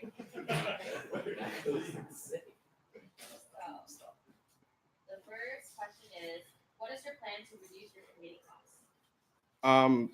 Well, media already has one of the lowest operating budgets of any committee. So the way I believe I would reduce cost is I'm looking for more sponsorship opportunities and more fundraising opportunities specifically for tech media, such as corporate headshot fundraisers and just any opportunities that could generate us revenue, because there aren't too many costs for us to cut down on already. So the way I want to cut costs is to generate more revenue. Yeah. What do you intend to do to make sure that there is an even coverage of all committees and festival? This past TET Festival, the issue that we had was not having a very rigorous or set schedule for media members to shoot. So to have more even coverage, I want to have a more set schedule this year for shooters, so that media members know what they're shooting and when to be where. Do you think your vision will help the committee members to potentially be media director one day? Yes and no, or yes or no and why? We actually, this past year, the past media director set up an intern program where we have media members come join media leads and the director to learn about the operations of the committee. This year, my job is going to be to formalize that process more and make it more even, more fair, and so that members can apply. Any members who are interested can apply. So I think the internship program will really help train media members for future leadership. How do you find the balance in work distribution among your members to prevent overwork or too much time off? Okay, well, me as a person, I think I generally tend to take a lot upon myself. So one of the things I want to work on this upcoming year is distributing my workload to my leads and my future interns, to lighten the load and the pressure on me, and to that way I can run media more efficiently and I can use the resources at my disposal better. How do you plan to among other duties, being director means you have to take care of your community members. There will be times when pressure are high and everyone is stressed out. How do you plan to maintain team dynamic, keep the flow steady, and control difficult situations? The way I want to handle like tough situations is there's always been a chain of command somewhat in media. It goes from the director to the leads, and then now to the interns, and then members. What I want to do is I want to set that in stone, and I really want to have media bond with myself and my leads, and I want to have them be comfortable communicating and talking to each other and be friendly with each other, so that in times of stress, there will be less pressure on everyone. Everyone will be more familiar with each other, and it'll just go smoother, even despite the pressure. In your opinion, what makes a great leader? I think that dedication and friendliness are two big important factors in leadership. Dedication, obviously, because you need to, as a leader, you need to believe in and you need to enjoy what you're doing. And if you do, it shows a lot more when you work with your members. When you in anything you do, it'll show a lot more. And friendliness is always helpful too, because I mean, I'm going to be working with a lot of people, and I think that being a nice and amicable person is really important to just communication and working together. Why should we vote you in to be our director? Well, I think that I have a lot of experience working with media, and I've been a photo lead for the past 2 years, and this has allowed me to get a really close look at the way media works and how we do what we do. So I believe that I can continue doing what we do and improve on certain aspects of media. UVSA also has a media team. What are your plans to work together to collaborate on projects? I actually was thinking about this when I was writing my speech, but I want to work with whoever the future master media is for UVSA. I want to. I think one of the problems with the UVSA and the TET media relationship is that we don't have enough communication and we don't have enough promotion, and the two teams generally are pretty separate from each other. So I want to increase communication. I want to encourage the TEP media members to come out and learn more about UVSA media and vice versa as well, if they are not involved in TEP media. At this time, there's no more questions on the forum. So if there's anybody here who has any direct questions that you want to ask them,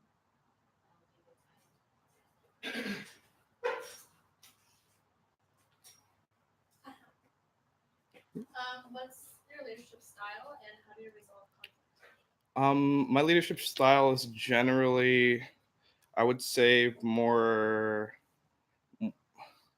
I would say I prefer to be, I prefer to plan ahead for things and prefer to know what I'm going into. And I would say that once I'm in the heat of the moment, I generally try to let my plan take hold and like let it happen rather than, I guess I'm more of a passive leader. I like to try and delegate and try and I guess I like to try and like sit back and I that way I'm better prepared to like take on issues as they arise and like observe the greater situation, I guess.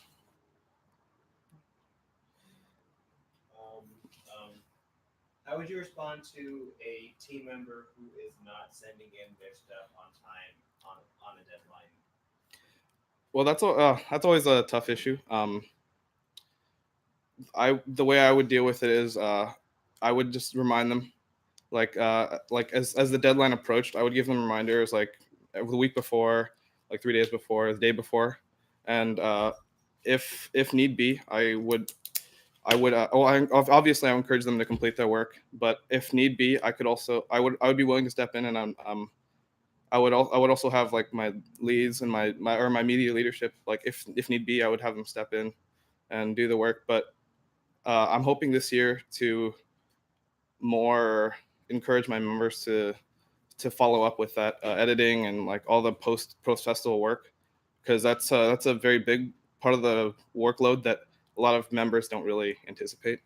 So I want to better prepare them so that we can avoid those issues. Sorry. So I really like that you said that you want to incorporate more bonding within your team, but do you have any plans for introducing team members to other staff members? I think that's also another like thing I would like to improve about media. Their inter-committee or inter-committee communications and like relationships aren't as great as they should be. Hopefully, I hope that I hope encourage them to come out to UVSA will help with that. But also, I want to encourage them more to come out to UVSA, like the TEP Festival planned events and such, and encourage them to communicate more with UVSA. And I think that would be helpful in the dialogue during festival and after festival. As for your committee size, do you feel like increasing or decreasing? Yeah, last year we had 26 members. That was down from I think 35 the year before, and I think 25 or 26 is a good number for media. It keeps our costs lower, and the amount of I guess the attendance it keeps attendance better. We just have to be able to manage our time and distribute work efficiently to make it work, but I think that's very doable for us this year. I plan on keeping the same committee size. What do you feel is the balance between having returners and new members on the team? This past year, I think one of the issues we came up with a lot also was returning members not being as engaged in activities and meetings, because the way media meetings works are we kind of go through like workshops and teaching, and like some of these skills are like relatively basic, and a lot of the photographers already understand these and they know these things. So I think what I need to do is I need to encourage those returning members, those more experienced media members, to be more active in like the learning process, help teach younger members more, and that way we can get the returners to just to come out more, just to experience more, and hopefully gain some leadership experience from it. Yeah.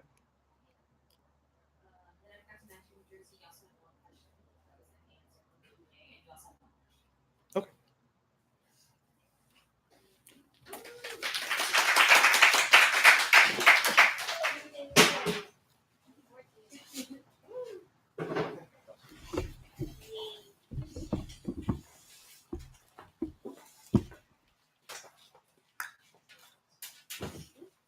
Yes.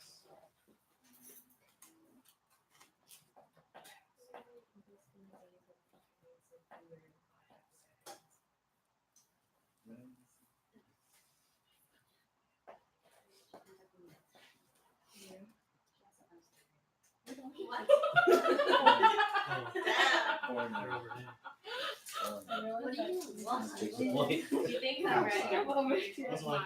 Oh no. What did you tell her? It's a wee bit I was close. like, no. It's a wee bit soon. I imagine like the classic like Wait, Julie, it's the question that wasn't answered, how do you resolve conflict? Which one was it?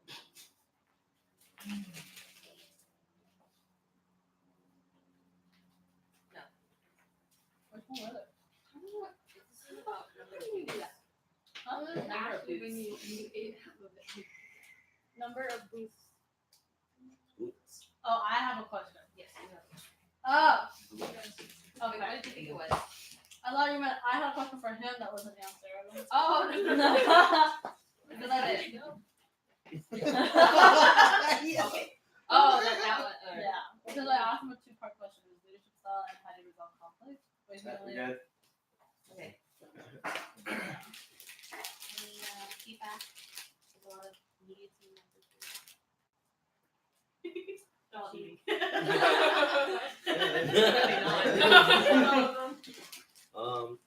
So Alan's been on our lead for like what, 2 years now. I feel like this whole time we've been like pushing him to like take on more responsibilities, and he definitely has. I feel like there was a lot of growth since like last year to this year. He's definitely a lot more outspoken than he was his first year of being a lead.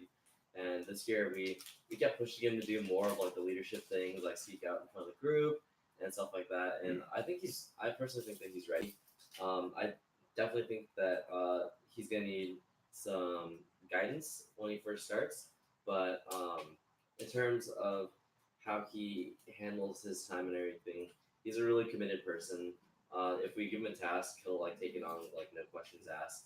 I just want to make sure that he is comfortable delegating his tasks out rather than trying to take it on himself, because I know he does that a lot, and he kind of takes on more than he can chew quite a lot. So we'll just have to give him constant reminders about that. But Oh, the reason why I asked him about people not making deadlines and how would you handle that is that was something that you brought up to us, is that you kind of had to get a bit more firm with people. Enzo, has he really shown that side to you before, like a firmer side? So for Alan, I don't necessarily think like. I think that in terms of the way that Alan manages a team, he was a director for his VCN where they had like strict deadlines that they had to meet. But I don't think that his style of getting people to get stuff done is necessarily to be firm with them. I think that he has his own way of communicating with people that gets the job done without having to resort to like a firm mentality. I can also add on to that. I honestly think that pushing out deadlines is not based on the director's fault or whatever. It's actually based on the person's workload. I think definitely when you have like 25 members, it's really hard to kind of manage each and every one of them, because that's 25 lives that you have to count. But definitely, I believe that I'll say my piece as well. But just Alan in general, just working with him for the past 3 years at media, I've seen his growth a lot in terms of him being able to do tasks. And I believe that as the years have gone, I believe that a lot more people have come to like really respect him and are capable of like following him because we've seen him work. We've seen him do a lot of things, and I believe that just these past 3 years he's grown so much in terms of like personal growth as well as working with the team. And I believe next year is no different.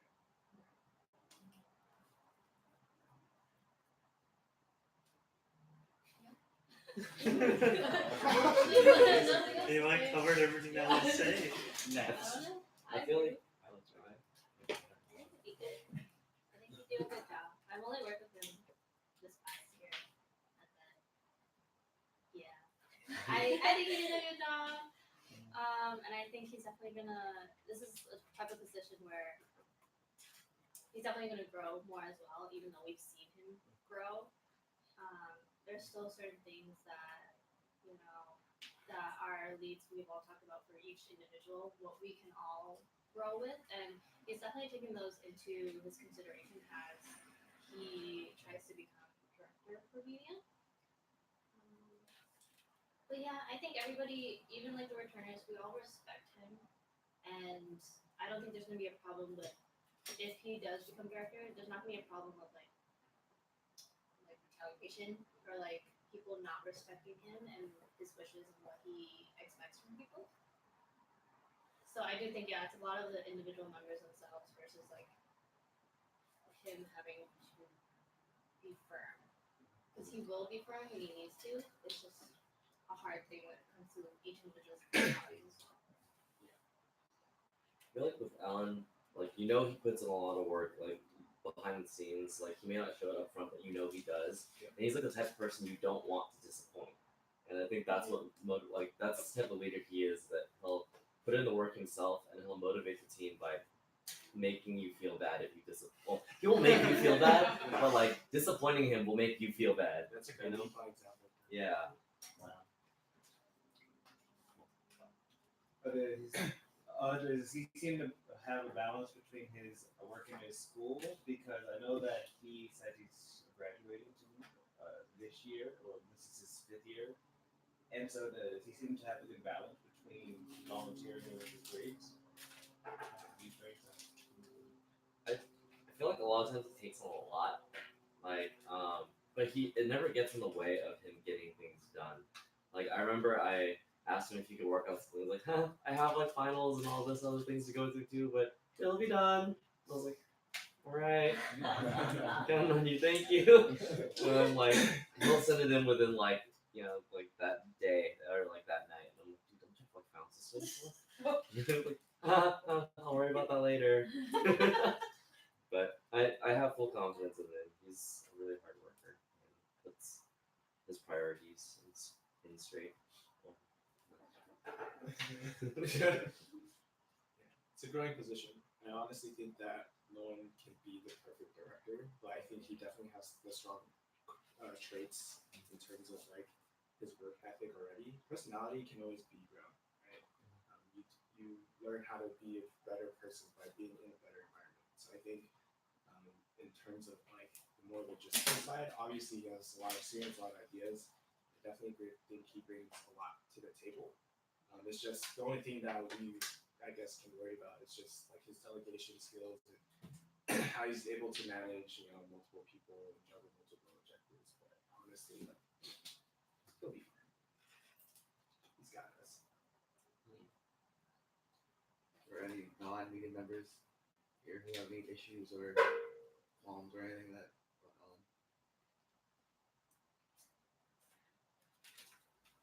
First time seeing him. But if their team members are showing like being less positive for what their experience, Seems pretty good. I think it's good. A nice first impression for you. Take that, abstain. Steve. That's right. Terrible person. Yeah. Okay.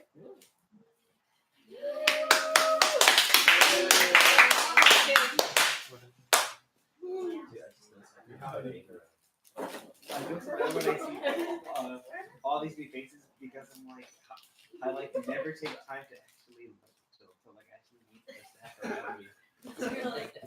What?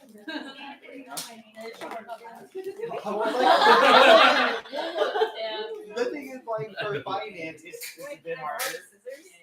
For like marketing, I couldn't, but I did it. And then for finance, it's pretty much. It is a new problem. Yeah. Whoa. Guys, I discovered a weird talent. I can move around my hand. Yeah. We really need those scissors just to cut that. Can I do it too? Where? Anywhere. Wait, can you record this? Whoa. Those are actually sharp. It's killer. Hey, that's like point that. Nobody understands that reference. Oh, Jesus Christ. That's how I did it. I remember that at Boston. You won.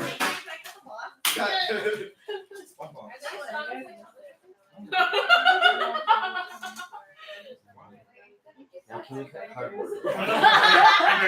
There it is. No, you came to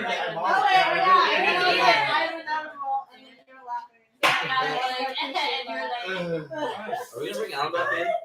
Oh yeah. We're just meandering. Alright, I guess we're done. Someone call Alan back in. Wait, can you bring Alan back in first? We're chilling ending stream. Huh? We're still streaming? We're ending it. Bye! Wait, did we call him back yet? No one's calling back yet. Where's Tiffany?